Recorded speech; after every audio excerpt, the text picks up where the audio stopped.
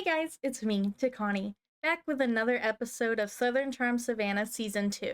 Today we're floating down the river to Savannah, Georgia, and this episode gets a bit messy. Season 2, Episode 2, Pearls, Pajamas, and Lies. Brandon and Catherine meet up for some shopping therapy, and they talk about the conversation from last episode with Lyle. Catherine says that things are rocky, and she doesn't know where Lyle stands. She then talks about how she asked him to go to couples counseling with her. Meanwhile, Lyle's meeting up with Daniel for some boxing, which is like when you punch each other with pillows on your hands or something. Lyle and Daniel hop in the ring and do some boxing and swat at each other like the boxers do. Then, after a draw, because they're both too old and too tired to be doing this, Daniel asks Lyle about Catherine. Lyle says that Catherine wants to see a counselor, and he's considering it. Daniel asks, "Do you really want to be with Catherine? Because it seems like you guys just have the same argument over and over again. Or if it'd be easier to just end things." Lyle admits that he's happier single right now. We join Haygood as she's explaining to her family that she's making sake and how she's super excited about it. Her dad responds with "It takes one generation to ruin a family fortune," which was kind of weird to me. By the time the next generation gets your fortune, you will probably be out of the picture. So why does it matter how they spend it? Also, it takes bad financial choices to ruin a legacy, not a whole generation. It was just really strange for him to bring up, especially since Haygood just wants to make sake with rice that they already have on their field. I mean, they're a rice plantation or whatever. So why can't they just, I don't know, let her make her little sake and sell it? Her parents start talking about how she's an artist and she should be focusing on painting. So she decides to bring them down to her brand new studio. They're so much happier listening to her talking about painting and art, which is kind of funny to me because I feel like sake would make so much more money than painting would. I mean, Haygood is a very good artist, don't get me wrong, but, like, what a strange thing to force your child to pursue. And throughout the season, it kind of seems like her mom wanted to be an artist, but either didn't have the skill or was just too focused on being a mother. So she couldn't do it.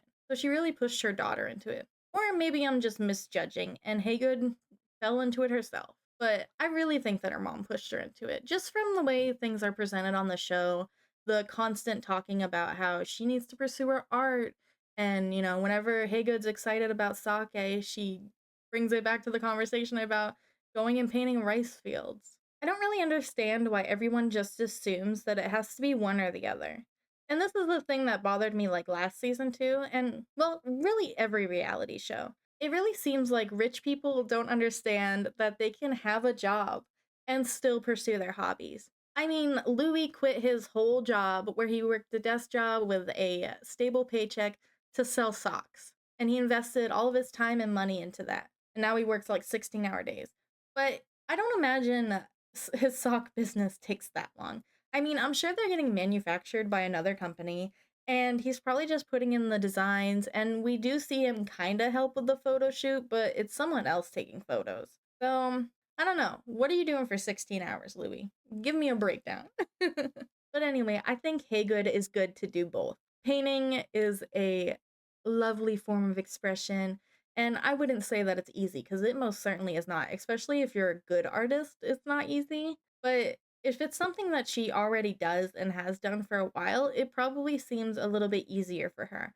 So let her pick up a side hobby of sake making. Plus, wouldn't they want her to be a part of the family business? And making sake is a good way to intertwine the family business into her current life. As Haygood continues showing off her art studio to her mom's talking about how empty all the walls are and how bland it is. And Haygood's like, "I just moved in here." Then her mom continues going on about Haygood needing to paint rice fields and this and that, and then just continuing. And Haygood stops her. She's like, "What is your job?"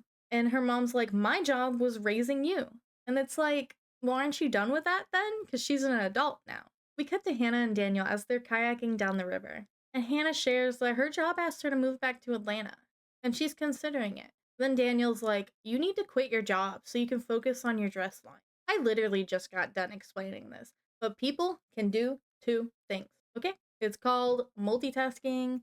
Also, a lot of these people are rich, so they could just hire people to do some of the work for them. so they can still run their business while also having a stable job to pay for it and fund it. Daniel then tells Hannah that if things fail, she can always ask her dad for money, and Hannah's like, that's the last thing I would want to do. She's worked hard to be a strong, independent woman, and she doesn't want to rely on her father's money. But I find it kind of hypocritical that Daniel is pushing Hannah to quit her job because he's still working at the family law firm and he absolutely hates it. But I don't see him quitting that, which is interesting and leads me into my next thing. You see, Daniel invited his dad and brother over for a lamb dinner that he was making for them. Once they sat down, his dad was like, oh, carrots would have been really good with this. And Daniel gets up, goes to the fridge, and just puts raw carrots on his plate. And is like, here you go. After they finish eating, Daniel tells his brother and his dad that he wants to leave the company. And his brother gets instantly angry. How could Daniel do this to them? They're finally thriving. And I guess business has like quadrupled or whatever since he joined. Daniel's like, yeah, but it's your business. It's not my business. Because he doesn't even own a stake in this law firm that they're forcing him to work at. His brother's like, can't you just put those feelings aside? And Daniel reminds him that he did for the last 7 years. Daniel proposes that they fund his new business for 6 months or he'll quit on the spot. Then Daniel's brother and dad tell him to present them a business proposal. We cut to Lyle and Louie in New York, dressed as Santa and an elf. Lyle the Santa, Louie the elf. Lyle is flirting with women and drinking at the bar. One woman was flirting with Lewis, and he tried to wingman her over to Lyle. He replies with a simple, I'm single, but he's super single.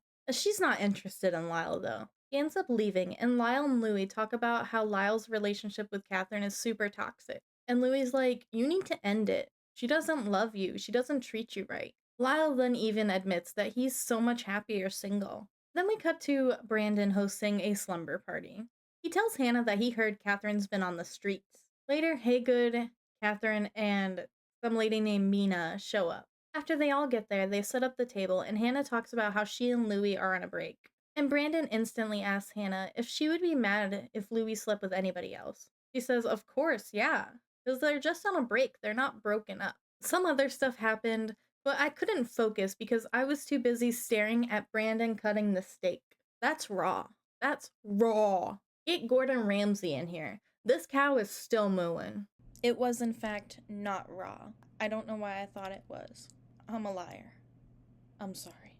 But this isn't a cooking channel, and you don't want to hear about that.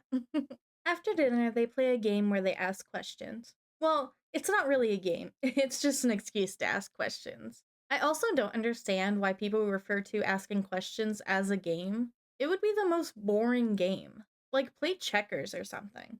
Haygood gets asked how many partners she's had in the past year, and she says 3. Catherine whispers, "Sloot." And I'm just gonna pretend, Catherine, that was in jest, and not serious. Catherine then tells Hannah that she and Lyle are going to couples therapy this week. But Brandon thinks that they're moving in 2 different directions, and she should just let him go. Catherine insists that them going to couples therapy will help their relationship. And then Hannah's like, maybe you should see a therapist on your own first. And Catherine's basically like, well, I mean, going to couples therapy, you find out if something's wrong with you or them or just the relationship, and then you go to therapy. Brandon then blurts out that he knows Catherine is sleeping with other people. And the whole town knows it too. Catherine denies it, of course. And Hannah tells Catherine that she doesn't think she wants to be with Lyle. Brandon then tells Catherine that her and Lyle are both sleeping with other people. Lyle and I are going to counseling this week. Really? And he's on board? Yeah, he was begging me to do it 6 months ago, and I thought it was absurd. Why do you think that's absurd? In that moment, I thought we were okay. Clearly we're not. Clearly not. As an outsider looking in, I don't think both of you want to move forward. I think you want to go your way, and he wants to go his way. He's in New York doing God knows what. You're here doing God knows what. If you can't be honest with us, who can you be honest with? If you think this is tough, wait till you go to therapy. If we go to counseling, no, we are. I mean, if it's good or bad, I'll let you know. Don't you think y'all should go alone first? We're gonna try it out one time and find out if we need to go separately or together. We all have friends in this town, and they all know what's going on, but nobody is talking about it. We all know that you're having a relationship with someone else other than Lyle. What? That's absurd, Hannah. I don't think that's the point. I'm just always confused about whether or not you actually want to be with Lyle. Because he's sleeping with other people. And you are. I don't know what that means. So I don't know how to combat that. After Catherine runs upstairs, before she even gets to the top step, Brandon and Hannah are already gossiping about it. They talk about how Catherine is stringing Lyle along, and she likes him just because she knows that she can string him along. She thinks he'll always be there. He says that he thinks Catherine is looking for something better, while she keeps Lyle on the back burner. Then they talk about Catherine can't even be honest with them, so how can she be honest with a therapist? After Catherine gets upstairs, she's talking with Haygood about what's going on downstairs and how they're just ambushing her. Haygood doesn't want to be a part of the drama though, so she just kind of lays back. Catherine decides to leave, and then Hannah and Haygood both follow suit. I wonder if Mina left too. You forgot about Mina, didn't you? Oh, she's there. She's been there. She's in the background. Thank you guys so much for watching today's video. Don't forget to like or dislike the video. Tell me what you thought about Brandon and Hannah confronting Catherine below, and I'll see you next video. Bye, guys!